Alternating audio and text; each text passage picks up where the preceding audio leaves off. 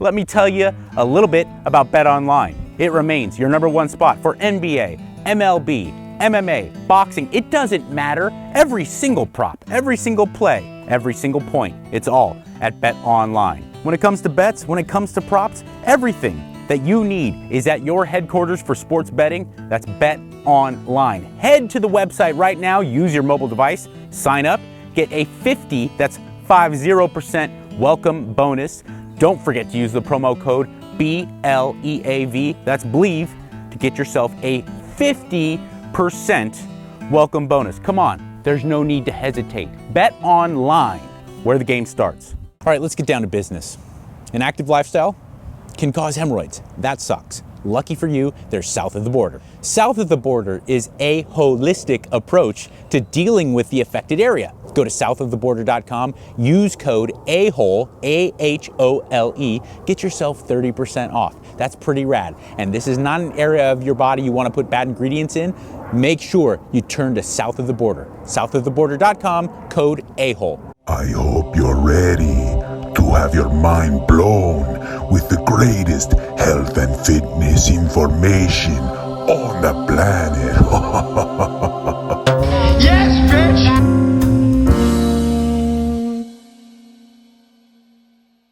All right, so last time I did a Q&A, and it was Q&A part 1, because I ended up getting so many good questions that I couldn't just do one podcast. I actually ended up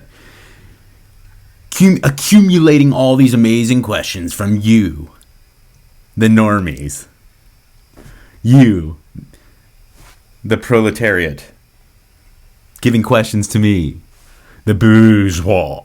All right, so like I said, it's as simple as that. Last episode of Mikey Likes You was a Q&A. I got too many good questions, so this is Q&A part 2. Let's get right into it. Z-Deal, how can I get my ass to work out and break my bad habits, eating poorly and not exercising, in parentheses?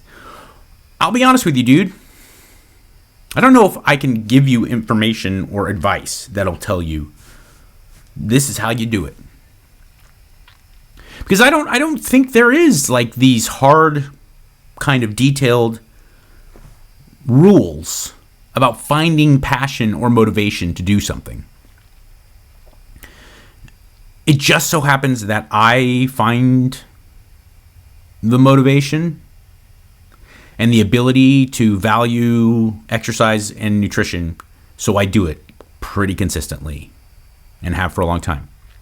But there are many other facets of life that I struggle. I browbeat myself. Like, how can I get myself to do this? And sometimes I can't.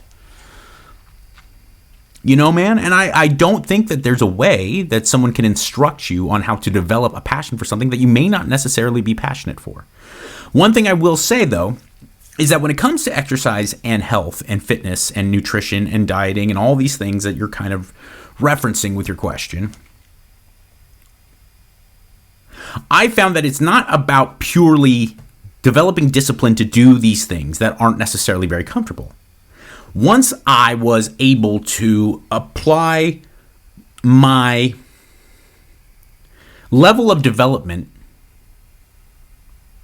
my level of self-development around these habits, everything became easier. What I mean by that was, instead of looking at, if I eat this food, it'll make me fat. If I eat this food, it will keep me ripped. I started to look at everything as, if I do this exercise, if I eat this food, this will make me feel good. Physically, spiritually, emotionally, this makes me feel good. It may suck right now, but I will wake up tomorrow and I will feel like a better Mike. If I eat this food or do this exercise or don't do these exercises, I will feel bad. I will feel puffy. I will feel bloated. I will feel lethargic. If I eat this food, I feel energized. I feel proud of my body. And I feel invigorated. If I eat this food, I feel lethargic and sluggish and puffy. And once I started looking at it that way, as opposed to, if I eat this food, it's not on my diet. If I eat that food, it is. I just looked at it as like, what makes me feel powered up? Like if you're playing Mortal Kombat or Street Fighter, right? And you have you're in the battle and and you have your little power bar. I have foods and I have exercises and I have habits and I have practices that make my power bar go up. Some of them even give me that like Mario, Super Mario star feeling. I'm on top of the game. Other stuff, it zaps it. It zaps it. And so my life force and my essence as a whole, spiritually, like I said, emotionally, and all that, once I started applying it to exercise and eating, that became more effortless. It wasn't such a concerted effort. So that's the best advice I can give you.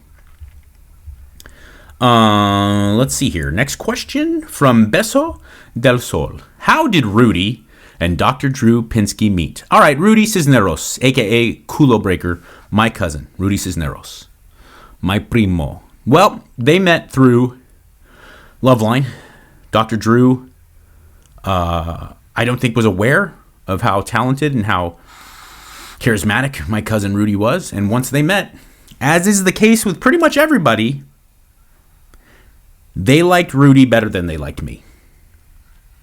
Dr. Drew, my wife, all of my friends, most anyone who's ever listened to me on the radio or in a podcast form, people like my cousin better than me. And that's the way they met. Speaking of Loveline, Severnayask says, do you miss doing Loveline? And then there's a comment underneath from Sabine Alice. Yes, great question. It was a bold decision to leave such a great show. I guess it was a bold decision, but it wasn't like a grand idea that I had. Like, I'm going to move on to bigger and better things. It was, I do miss doing Loveline. I miss doing Loveline like crazy. In fact, Dr. Drew and I are working pretty hard to try and make it a thing again. Yeah, I don't know if there's ever been anything in a professional capacity. Obviously, in my personal life, there's been things that have meant more to me. But there's been times like music, and I know people like roll their eyes because they think, well, you're not a very prolific musician. No, you're right. But it is what I wanted to do initially. And when I have had a chance to do it, I do it now in like a parody song or comedy song capacity. And, Trent Reznor and Axl Rose are not my heroes. Tenacious D and Ween and Weird Al, those were genuinely always kind of like my heroes. Devo. It didn't necessarily have to be purely comedic, but it was something going down on the farm. It didn't necessarily have to be purely comedic, but there always had to be a comedic tinge to it. Even bands like Queens of the Stone Age were always really important to me because they took their work very seriously, but everything could be, you never knew there was going to be songs that were handled with comedy, with a sense of tongue-in-cheek approach. Faith No More, clearly, any Mike Patton project, you got the sense that these were skilled musicians working really hard, doing great music, but they didn't take themselves as seriously as as maybe other rock stars did, and that always appealed to me very much. So when I do Brown Christmas with my cousin Rudy, when I do Hey There Vagina, that means a lot to me. I get goosebumps because I'm passionate about it. But besides that, Loveline's really the only thing in my life, in my professional life, that I've ever had that really meant something to me when I was doing it. I wasn't cashing a check. I could talk to people, which is what I like to do, having professional conversations, and it was a really broad range of people. The volume and the variety of conversations that I would have, whether it be with the guest or the callers, and of course with my boy Dr. Drew right across from me, it was perfect, in my opinion. It was perfect for me. So I do miss it. I wish it could have been different when I decided to leave. And now I'm hoping to make it a reality again. Next question. Dag Steven, what's the longest you have stayed on a bulk trying to decide when it's a good time to come off and cut, or if I should just keep enjoying the strength gains? Also, which Gracie brother is the greatest? Okay, two big questions. Let's start with what's the longest you stayed on a bulk? Maybe a year or two. And also, I don't have bulks like a lot of guys do. If you listen to the episode I did with Justin Harris, a real world-class bodybuilding prep coach, I've never been a guy who could get big. I was never a big person. I'm not a big person now, and I've never been a big person. But I noticed that if I really buckled down with my training and followed a diet for any concerted amount of time, I could develop a nice-looking physique, right? But I've never a big. I have really small genetic, like really small. I'm like Shaquille O'Neal for my family, and I'm 5'10". My mom's 4'11". That's not a joke. And her parents were pretty small herself. On my Mexican side, my dad's not a big man. My dad's 5'7", I think. And he had some freaks in his family, like generations past, that were like 6'2", with a freak out of nowhere. But most of the people in my family are really small, not only short, but small people. So I was never going to be like, Dwayne The Rock Johnson. But I could be Jason Statham, and I think at times I am a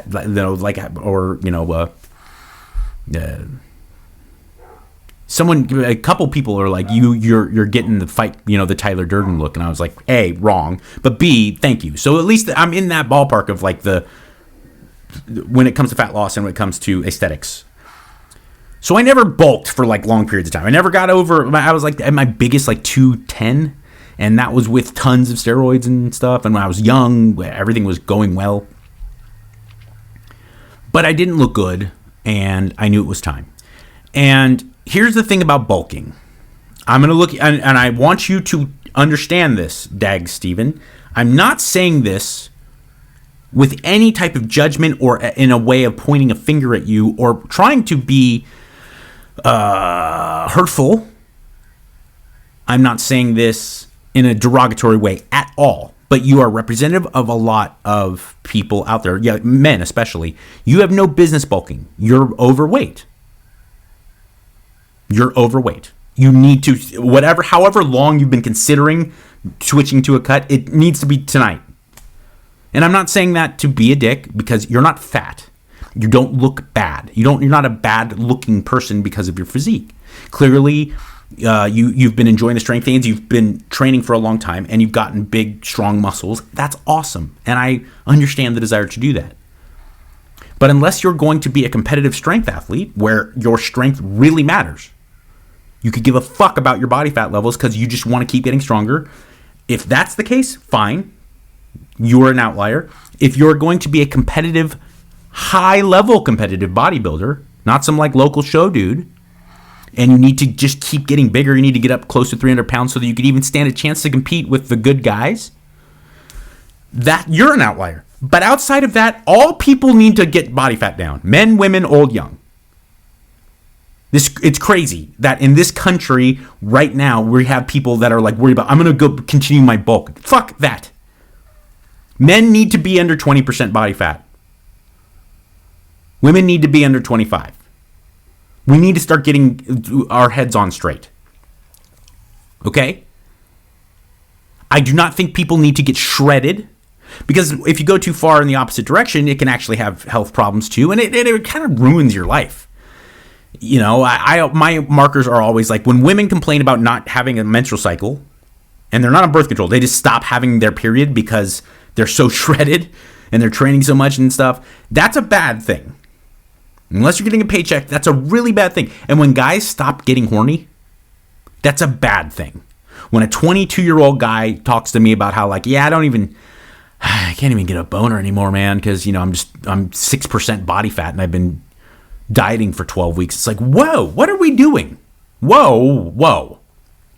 But if you're not in a healthy body fat range, any chance, even if you're supplementing with exogenous hormones, the chances of your hormone profile, of your internal working, your internal function, be it your organs, your musculoskeletal system, your mood, everything going on internally, if you're not in a reasonable body fat range, it's all haywire. Okay? And you can do TRT and you can cold plunge and you can do all you want, but if you're 28% body fat, it's all for nothing. And I encourage people to get jacked, to throw in some muscle mass, because muscle mass is healthy. But let's not throw out the baby with the bathwater and start continually being this perma-bulker when you're fat. when you're genuinely overweight. We haven't really seen a huge jump since about the 90s where high-level bodybuilders were in the offseason getting to about 300 pounds. And their stage weight could be a variety, but you're seeing these guys, by and large, getting up to 285, 290, 300 pounds, maybe a little over 300, and then they diet down, and they're showing up on stage shredded at 260. How many of them are living into their 90s? That's a lot of oxygenated tissue to deal with, and it's not really that good for you. But if you're going to be Mr. Olympia, go for it. If you're not, if you don't even have a chance at sniffing that, or you're just casually into bodybuilding, what are we doing? Get yourself down into the teens in body fat. Maybe get down close to 10 once or twice in your life so that you can maintain it a little bit easier. And let's go. This whole idea of physical culture, bodybuilding, powerlifting, any of it, it's all built around health. In its initial stages, it was all built around being vigorous and powerful and strong and healthy. Resilient to the outside forces, strong, vigorous. Having high levels of body fat throws all of that out. I don't care how much your deadlift is. I don't care how much your bench press is. Now, again, if you want to compete in powerlifting, then take everything I'm saying and just go like this. Because that's a whole different ballgame. You're an outlier. And if you need to, I don't care what your body fat levels are. If you're competitive in powerlifting and you just need to get those numbers up, you do what you need to do about dieting. Talk to a powerlifting coach. Don't talk to me. But don't sit here and be like a regular dude who's just into fitness talking about, should I stay on the bulk longer when you're already over 20% body fat? Because I'm a 44-year-old guy. I'll be 45 soon. And I'm into bodybuilding. I'm into my physique and everything. And I like to bulk, as you call it. I take time when I'm not dieting down. That is like I go from 9% to 12%. And then I'm like, okay, it's time to ratchet it back up. Being 30% and being like, dude, I just need to get a little bit more beef on me. No, what are we doing? You're killing yourself. You're killing yourself. And you're asking me, should I stay on the bulk? When do you know when it's time to pull the plug? It's time's now. The time was actually 3 years ago. Okay, and I appreciate you asking this question. It's a great question, and I'm not making fun of you, and I'm not trying to insult you. I'm saying that you asked a great question that is representative of a lot of guys, especially where they're like, I don't know, man. I'm thinking about starting a cut, but I don't know whether or not. I think I need a little bit more, leg growth or anything. And I'm like, dude, you're 40%. You're really way overweight. You should be like wondering if you should consider bulking or cutting when you're like 15%. Okay? Like, we got to get more realistic about this.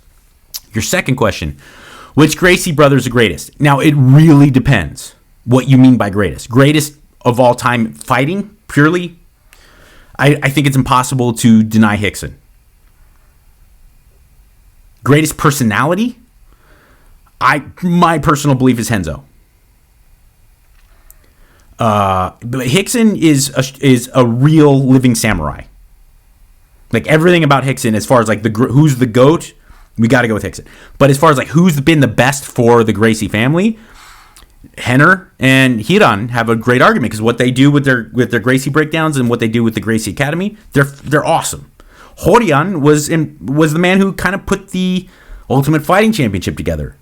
He was the one with the kind of the underground tapes where he was showing how effective Gracie Jiu-Jitsu could be against all forms of martial arts.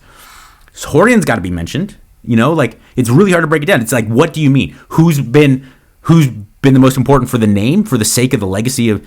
It's pretty hard to argue with Royce, the guy who's like my size, who just started trouncing dudes, huge men, powerful, huge dudes, and they're like, no, please, I'm done. So Royce has got to be on that, but it really depends. Who's the best for me?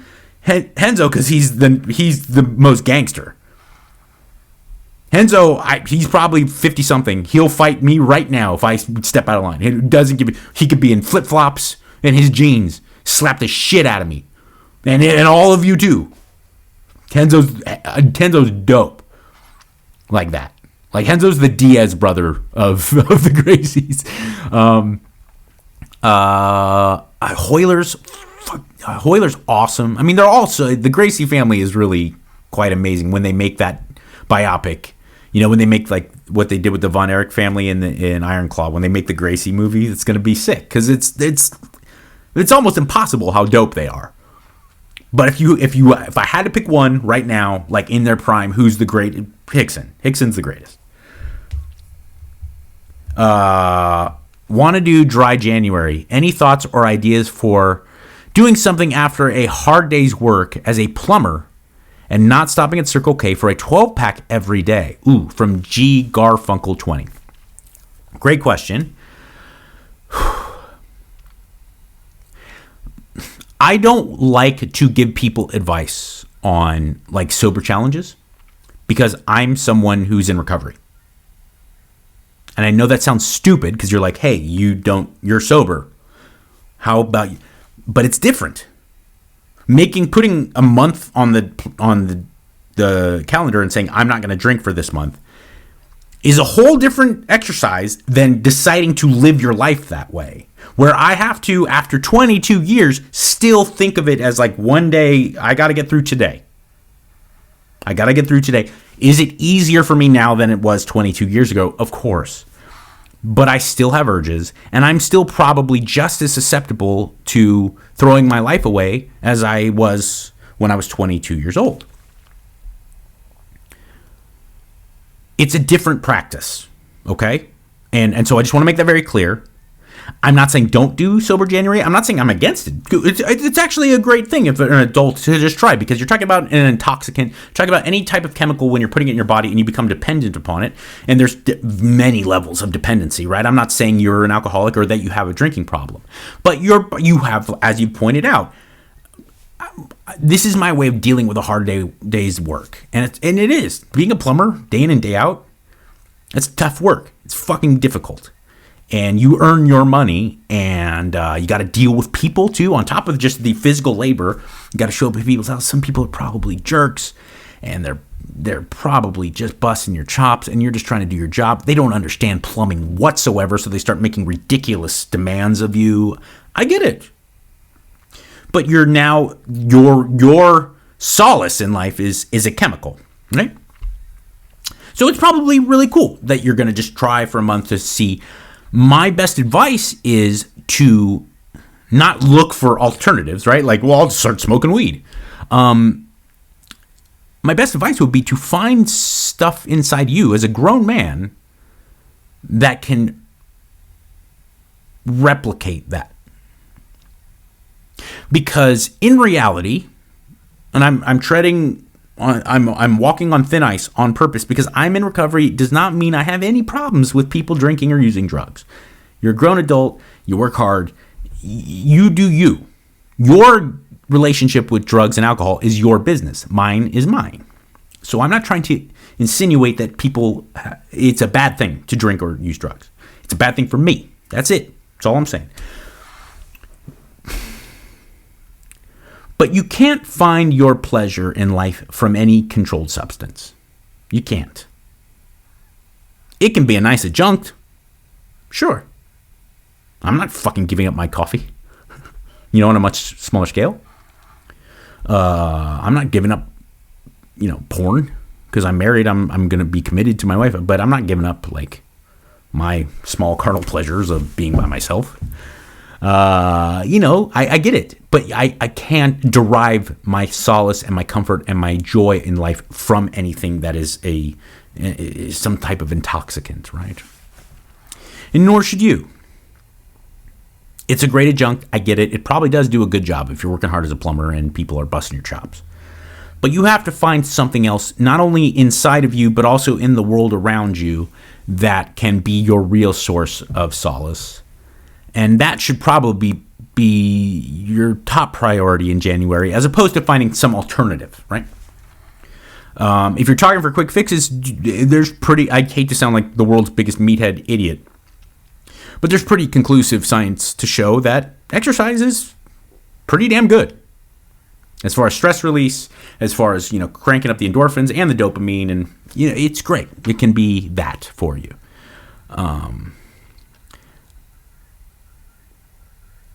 Meditation.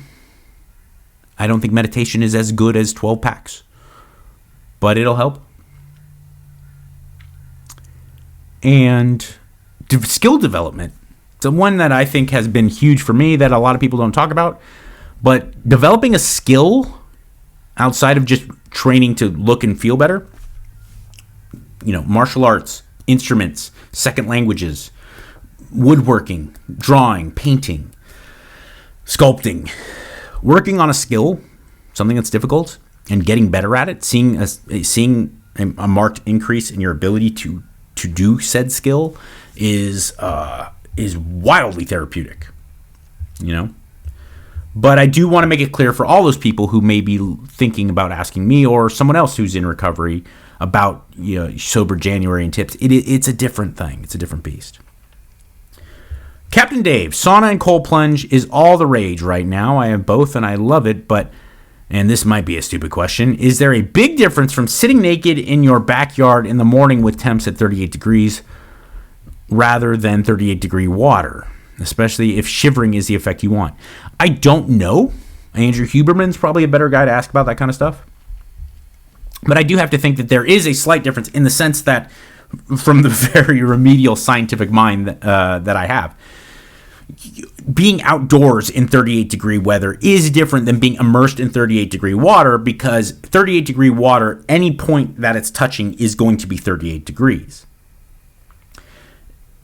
It can vary, probably not greatly, but it varies from different points on your body. And 38 degree weather, if you're barefoot, means that your feet are like at 20 something degrees, right? If you're barefoot and you walk in 38 degree weather, which would mean it's snowy, super frozen floor, the way that your feet come in contact with said, frozen floor, it's going to be wildly different than the way the top of your skull is dealing with it, right? And then, of course, at different altitudes, different air pressures, you're going to feel slightly different, and your skin and different parts of your body have different levels of body fat and blah, blah, blah, to relax differently. So I would imagine there's probably a more uniform chemical reaction if you dunk your body in it. Outside of that, I don't know, and I don't want to pretend like I know. It would seem like if you're looking at the protein, the reactive proteins and stuff that go on from the extreme weather, from like the contrast of warmth and cold, probably if you walked outside in your underwear in Minnesota in winter, it would be similar. I don't know if it's any better or worse than a cold plunge, man. I'm sorry I can't be of more help, but a scientist would be the right person to ask. But it's a reasonable question, I think. CDKD 210. What would you say to your 16-year-old self knowing what you know now? I would say to my 16-year-old self,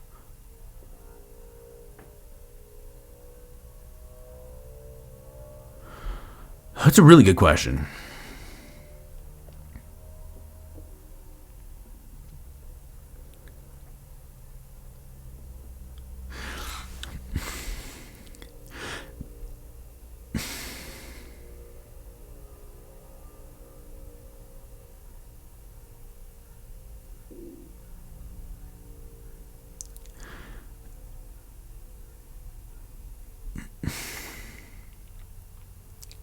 I think one of the biggest developments someone can make as they mature is understanding what's cool and what's not, regardless of what is labeled as cool. I get the thing I would say to my 16-year-old self is I would give my 16-year-old self the advice of learning how to discern between what is perceived as cool and what is actually cool. Because the two can dress up very similarly, but they're different things. Standing up for what you believe in is about as cool and as manly a thing as you can do, regardless of the discomfort that may come with doing so. So one could assume rebellion is cool. Yes and no. Rebellion by throwing a brick through a window because it's against the law is not cool. It's just fucking stupid. It's reckless. If someone is forcing you to defend a political or social idea that you don't genuinely believe in, and you formulate a very reasonable and compelling argument to the contrary, and have the balls to stand up for yourself and then present said reasonable, compelling argument, that's really cool. It's really cool. Banging a lot of chicks is cool. It is. I'm not going to pretend like it's not. Banging a lot of chicks at the expense of how they look at you as a man, and also banging a lot of chicks at the expense of their self-worth, is not cool at all. In fact, it's way more uncool than just not banging anybody. Banging a lot of chicks and somehow figuring out a way to actually have them respect you too is the coolest. Unless you've made a decision to not have sex and you be a virgin until marriage, that's cool. That's gangster. I'm not trying to pick on that. I'm being sincere too. If you have the belief in something at that, especially as a young person, and then commit to it, good for you. But if you're into sex and you can bang a lot of people and also alternatively treat them with dignity and respect, that's the coolest. So my point being, what I would tell my 16-year-old self is, like, learn how to unpack things that may look like the same thing but are very different. Because things that are cool and awesome and appealing and things that are scumbag behavior can often be in a very similar costume. But you just got to be able to kind of undress them and be like, wait, whoa, okay. That is pretty cool. That's super not. I know they look like the same thing. You know, like when a lot of dudes in the early 2000s were driving around in their Chrysler 300, and it really did kind of look like a Bentley, but it wasn't a Bentley. You know? That's what I would do. I would give my 16-year-old self the advice to kind of unpack those things. What's the craziest story about going out on a first date? I have a feeling you had one hell of a run when you were in your 20s from Trey Thinks. I did. But I didn't have a lot of crazy first date stories because I didn't go on a lot of dates. I went on a crazy one, but I was in a lifestyle that I didn't have a lot of dating. I just had a lot of meaningless sex. But I did date this one girl. This is a crazy story. This is the only one I can think of off the top of my head. And I was coked out of my mind. And she was very pretty. She's a Filipino girl. And I worked with her at the time. And we went to a sushi bar in Pasadena. And I knew that my male friends were in Old Town Pasadena at the time at a bar. And they were like, what are you doing tonight? I was like, I'm at blah, blah, blah. I'm with this chick. And we went to the sushi bar and we were like sitting down, and she was very nice, very pretty. And I'm trying to be like a normal dude, even though I'm a maniac. I was a maniac at that point in my life. Before I got clean, like really tried to get clean, and before it got too dark. So from 99 to like 2000, like the beginning of 2001, I was an utter maniac. Because once after that, before I got clean and that last part of 2001, you know, around 9/11 and the end of 2001, there was no I was just so dark. It was just dark. I was isolated and dark and suicidal. And so there's no crazy stories to tell. It was just bleakness, horror. But for this time, I was all right. I was living a savage life. And I was so coked out. I was drunk and I was coked out, and we go to this place. I remember she drove me. That's how, because we worked together. She drove me from work, and I was like, well, game's on. And I was cranking sake, going to the bathroom, key shots, you know. So finally, the food comes, and she starts eating like Conan in the scene where he's around the fire. He's eating the leg of chicken or whatever, the bird they kill. All before me, bow before me, because I am the greatest barbarian. And the shit's flying out of his mouth, you know? It was not that far from that. She was eating like a fucking utter barbarian. Like Oliver Twist. Like the orphans when they finally get with mouth open and shit flying out. I was like, and I excused myself to the bathroom to actually use the bathroom and then do more blow. And I just walked out after I was done. I just left the sushi bar and I went and found my friends.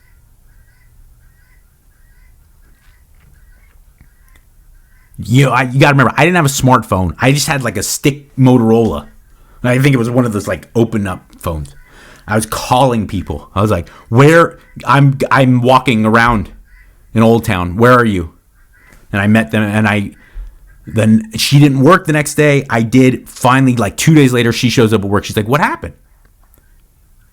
I said, "I'm really sorry. I don't remember the lie. I think I got sick. I said I got sick, and I knew you drove. And I'm really sorry." I can't remember if I offered to give her money for the food we had just ordered. But that's true. That's the craziest thing I can remember. I literally I walked past. I got out of the bathroom, and instead of walking back to the table, I just kept on going. See you later. I can't be around that eating. I'm not proud of that, but that's my craziest story. You asked. Oh, Coach Vic from the Thai Boxing Institute. Hey, Lechuga. Besides me in our training sessions, what are some memorable coaches and experiences that you had? Why are they memorable? That's a really good question. Well, honestly, I know you were making a joke and you called me lettuce. But certainly working with Coach Vic at the Thai Boxing Institute was very memorable because he's very good at technically breaking down the art of Muay Thai, which I was always very fascinated by. The Art of Eight Limbs. And that was very meaningful to me for a couple reasons. One, because Muay Thai, even more so than other striking sports, is really based on you chilling the fuck out. It's super savage. I mean, it's just the most brutal, besides maybe Lethwei, which is just like enhanced Muay Thai. It's the most brutal combat sport there is. Knees and elbows to the face is fucking insane. And leg kicks where you can't walk for weeks. I mean, there's nothing more brutal. But the sport itself doesn't exist. You can't go berserker. You have to be composed and find yourself. And like find the ability to be able to move without spazzing. Because you spaz and you're done. And so Vic was really good at like not only the actual technical details of Muay Thai, but also helping me just to get to that center, which has helped me tremendously in my grappling, honestly, because I don't gas out like crazy from trying to, smash all the time. I'm constantly nose breathing and being patient. Working with Martin Burkhan of Lean Gains had helped me really understand. Something that's working with Martin has been huge in what I do now working with clients. He was the guy who really opened up my eyes to food volume and the feeling of being full and how to get as full as possible with as little calories as possible, and the idea of thermic effect of protein and stuff. So Martin was great at opening my eyes to smashing as much food into your body with as little calories as possible. So you're essentially taking on the least challenging fight for the most money, to put it in fighting terms, right? I'm getting the biggest purse for the least challenging partner. If you're getting 400 or 500 calories from potatoes and chicken breast, and I literally can't think of finishing the last bite because I'm so stuffed.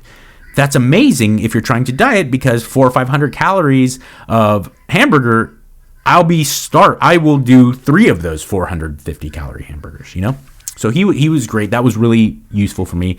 Working with Stan Efferding and getting some understanding about it's not only about what you eat, it's about what you digest and also how that food makes you feel. It's something I talked about earlier in this podcast. Stan has been great. I recommend all his books and all his teachings.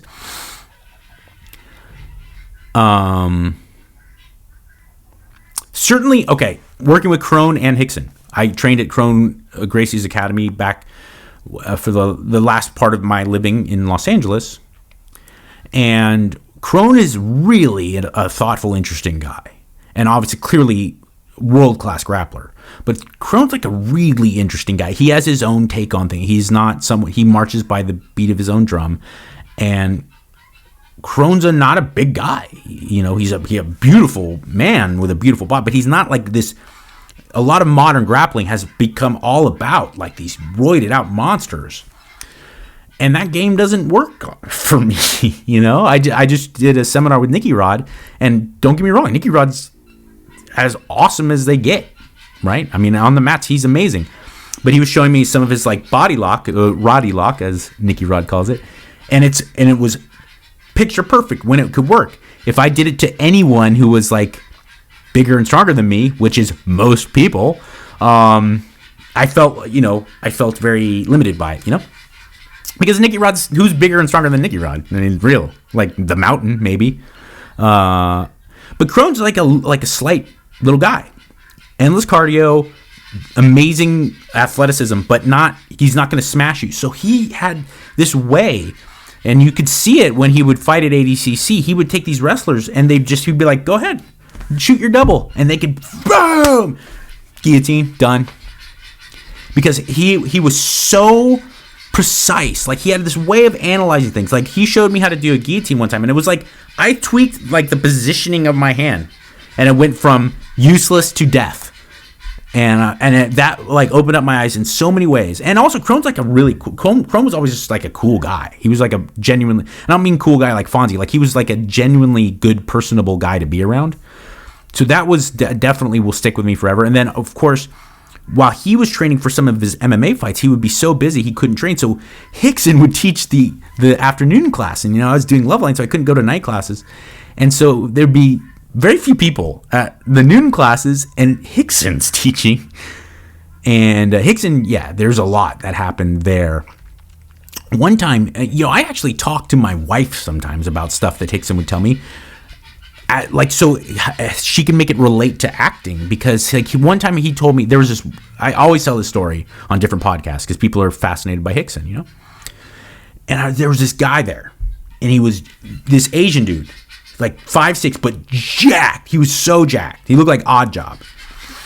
And Hickson was showing a way to elevate your hips from the guard to attack.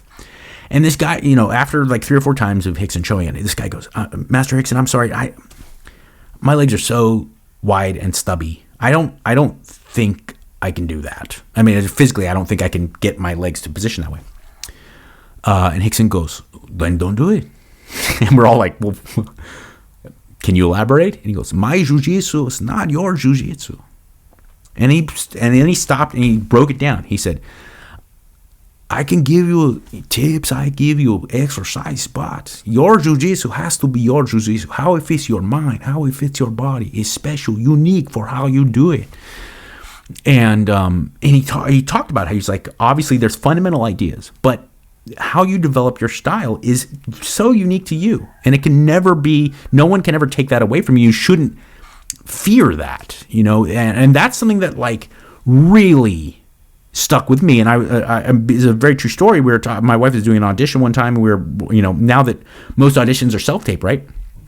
I obviously I'm not like helping her act, but I'm there filming and I'm reading with her and stuff.